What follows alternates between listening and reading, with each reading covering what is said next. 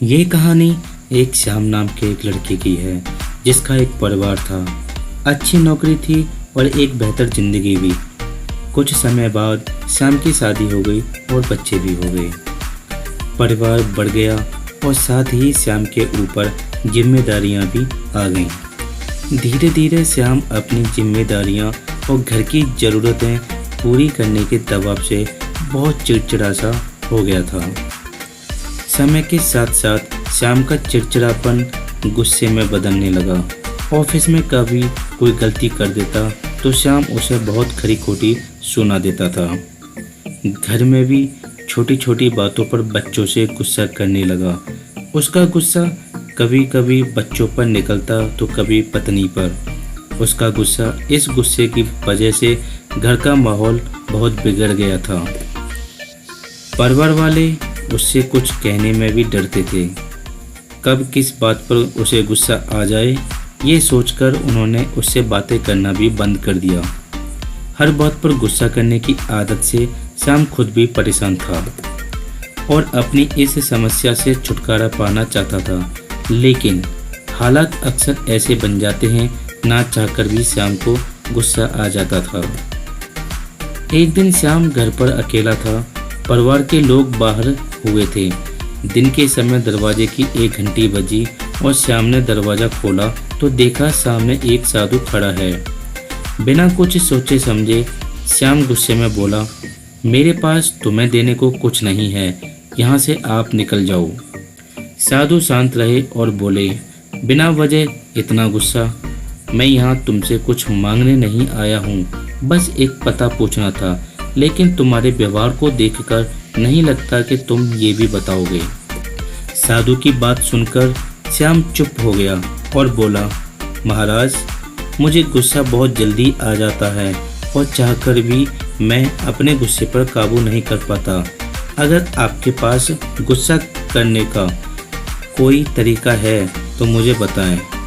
श्याम की बात सुनकर साधु ने अपने थैले में से एक छोटी सी बोतल यानी शीशी निकाली और श्याम को देते हुए बोले, इस शीशी के अंदर गुस्से को काबू लाने की दवा है। अगली बार जब भी तुम्हें गुस्सा आए और तुम कुछ बोलने लगे तो उसी समय इस शीशी में से एक ढक्कन दवा निकालकर अपने मुंह में डाल लेना और 15 मिनट तक उसे अपने मुंह में ही रखना। अगर उसी बीच कुछ बोलोगे तो दवा का असर नहीं होगा।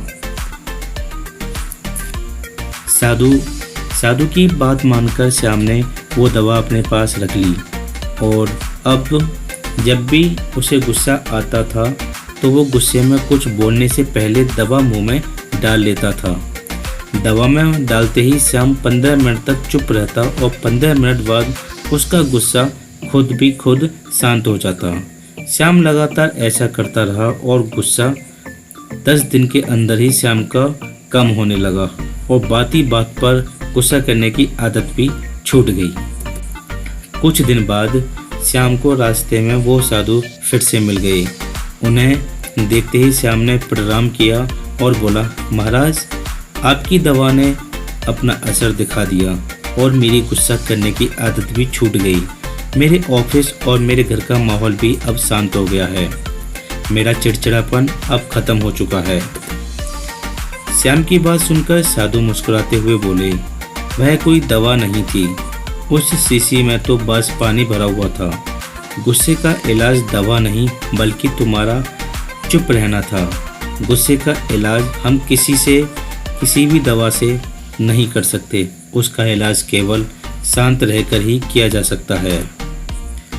जब भी हम गुस्सा आता है तो हम उल्टा सीधा बोलने लगते हैं या फिर बहस करने लगते हैं और ऐसे में हमारा गुस्सा और भी बढ़ जाता है। लेकिन इसके विपरीत अगर हम खुद को शांत कर लें और थोड़ा देर चुप हो जाएं तो गुस्सा अपने आप दूर हो जाता है। यही तुम्हारे साथ भी हुआ। गुस्से का इलाज सिर्फ शांत मन है।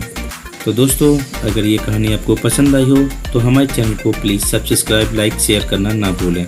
Thank you.